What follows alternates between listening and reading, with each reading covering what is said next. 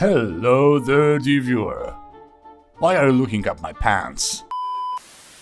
Today, dear viewer, I'm going to show you a little build that I think everybody should have in Minecraft in the early game for a very smooth and easy early game progression.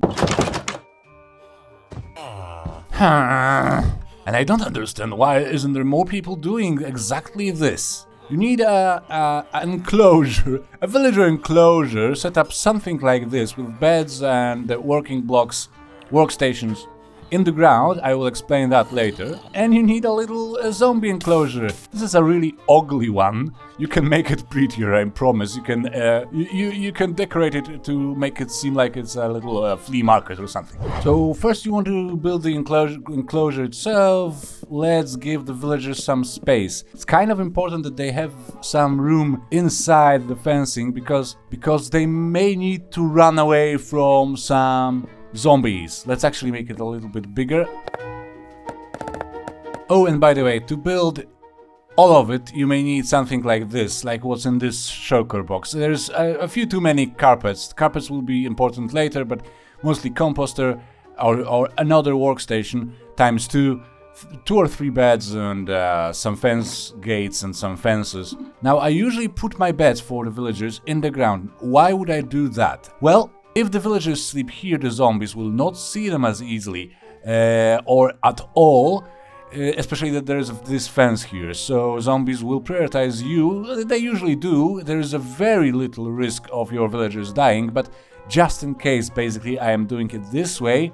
I use farmers, so there are composters there, so that every villager that touches the composter will become a farmer. And I think this is very good if you have a melon and pumpkin farm, which you should have as soon as you can, for both emeralds and experience. And now, of course, there's a matter of luring your villagers into your enclosure.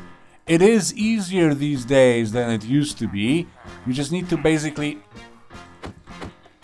I said it's easier these days than it used to be. You can attach a lead to a boat once your villager is in the boat, and then by some skillful parkour and guidance, you can lead them even through some uneven ground, which is really convenient. And then, hopefully, if they see a workstation nearby and a bed, they will be attracted to it, unless, of course, they already have a station they want to use somewhere else.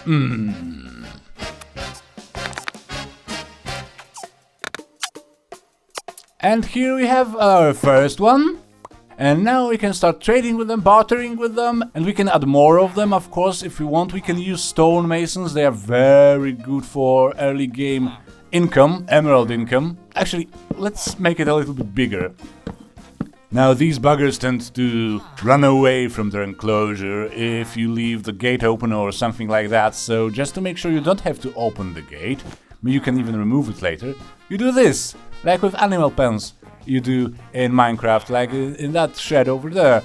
I use it always. Alright, now that you condemned those two to lifelong servitude and a life of exploitation, you can also force them to breed. And for that you need a really simple add-on to your enclosure, let's say. Something to the vein of 1, 2, 3? Let's do 5 in this direction, because we need some extra space, I believe. A bed here. Now this one cannot be underground, or in the ground, sort of, because those villagers have to see it clearly and easily, have to be able to access it. Let's put a gate here quickly. This gate will regulate the rate of breeding, to avoid the children jumping from the bed to the outside. We also need to elevate this here, the breeding place, the sleeping place. And then here on the inside you go like so, and you elevate it to 3 blocks high, and you put something like this here. Why am I doing it this way? Well, dear viewer, I want to also put a carpet here and another piece of a carpet here. And this way, these two guys, even if the fence gate is open, these fellas cannot exit or go towards the bed. I want only the little villagers to be able to go towards the bed and not the tall ones. Those guys are slightly taller than the player and therefore they cannot squeeze through here. And now let's dig a hole, 2 by 2 preferably. This will make sure that the child cannot reach the bed from across the gap.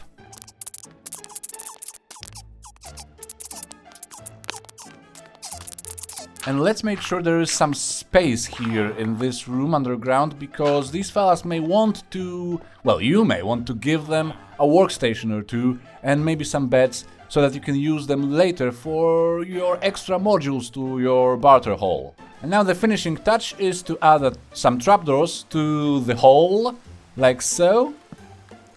Keep them open at all times. Well, make love for me, please.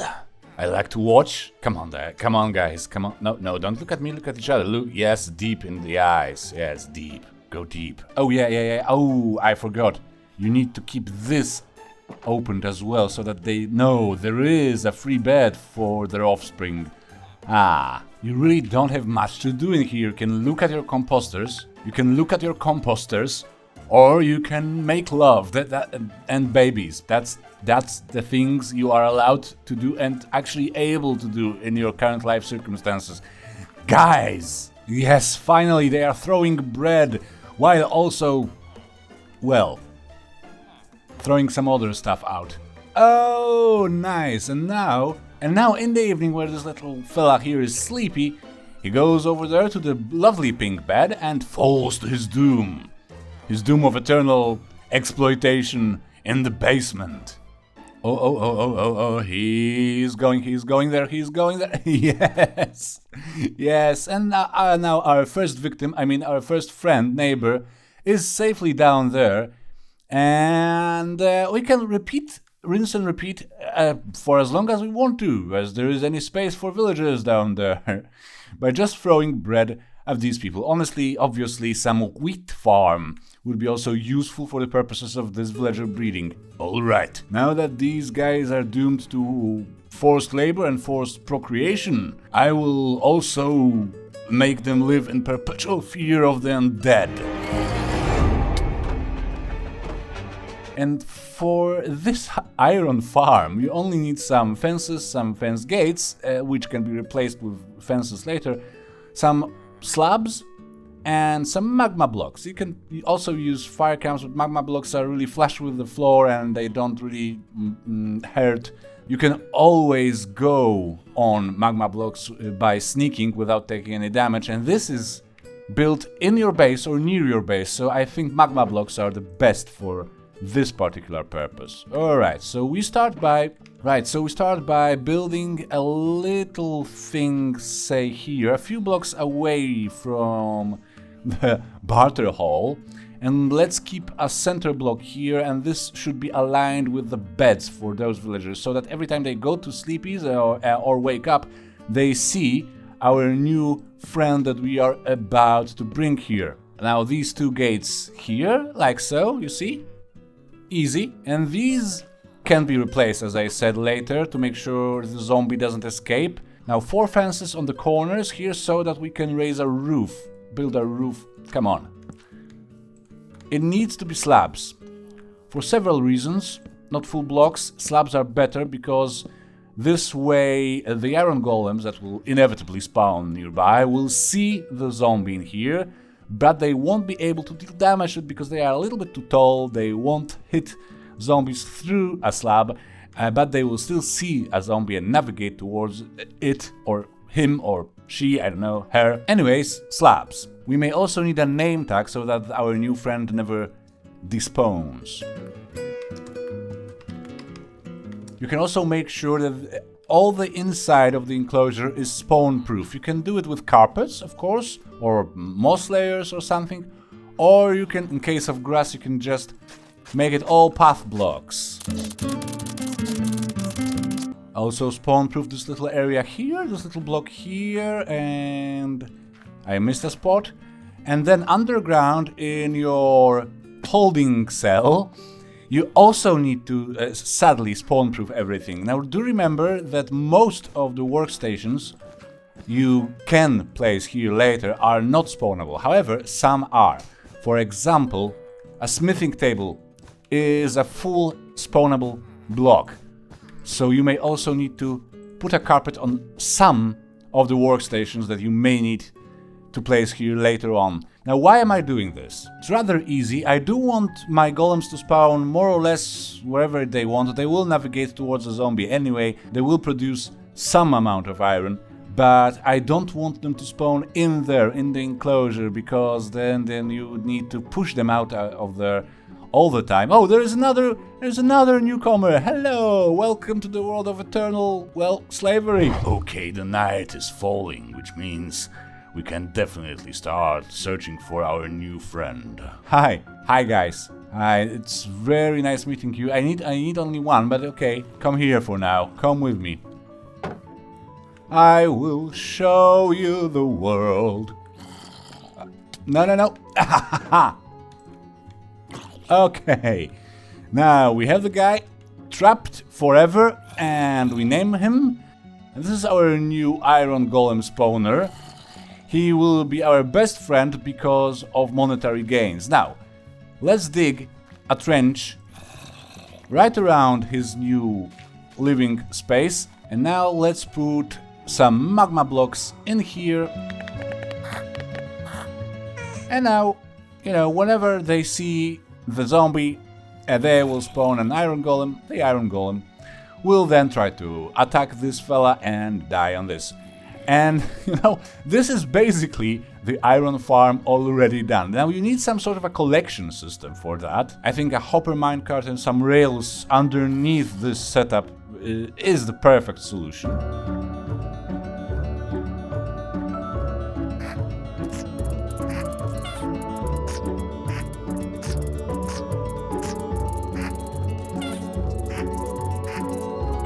You just need a 7x7x2 space here under the main iron farm setup, and make sure the walls of this here room are flushed with the external edges of the magma block setup here. Now you want 2 rows on 2 sides of this room, 2 trenches, let's say, 1 block deep.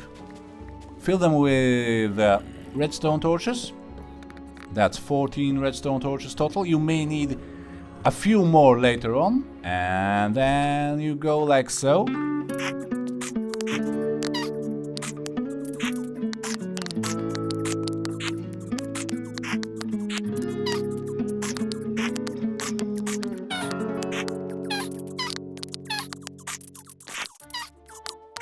And then you connect the one corner of this room to a makeshift staircase. It's not actually a staircase, but sort of an elevation, so that you can bring it up here, say.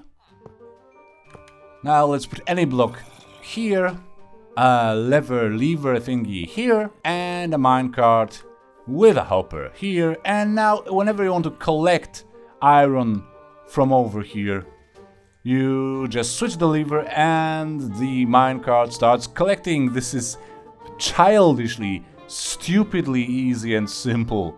Yes, I know, this is not the most efficient iron farm in the universe, but it is so absolutely embarrassingly easy to build. I cannot for the life of me understand why wouldn't there be more people who build such a setup like this in their base. Now it has to be near or close to your base, as mentioned, to work, to function properly, and the rate is not impressive of the iron farm bit, is not impressive. But it is about a stack an hour. It can even be more sometimes. It can be up to 2 stacks in my experience per hour. If you keep adding things to your base and your surrounding area like I do, this thing will run all the time. And it will bring you iron all the time. And it will bring you new villagers easily, and you will be able to bring all your spoils of war and your gains from other farms to villagers here and sell it. And it will be making your playthrough so much easier. And it really is less than 2 hours to build all of it. Actually, 2 hours is probably with the resource gathering, maybe except the rail for the collecting system. But all the other things are so stupidly cheap. I built most of it in 20 minutes. Then the rest of the time I spent on making this video was just waiting for these fellows to procreate and catching the zombie. Stupidly easy, and it actually just works. Now to prove that, I have a similar setup that I built entirely in survival in the beginning of this playthrough, on the other side of my base, very similar setup, with collecting minecart running all the time throughout the recording of this video, and look, it is actually more than a stack per hour. It's actually more than 2 stacks. It's 3.5 almost per hour of recording. Okay, 2 hours perhaps, but still, it's good. It's really good, guys. Why are we still here? I hope we all learned something today, and I do hope you may want more Minecraft content, and if you do, please let me know in the comments. Subscribe, share, love me. You can even look for a link to my Patreon account down there. Thanks very much for watching, and we will see each other again. Bye.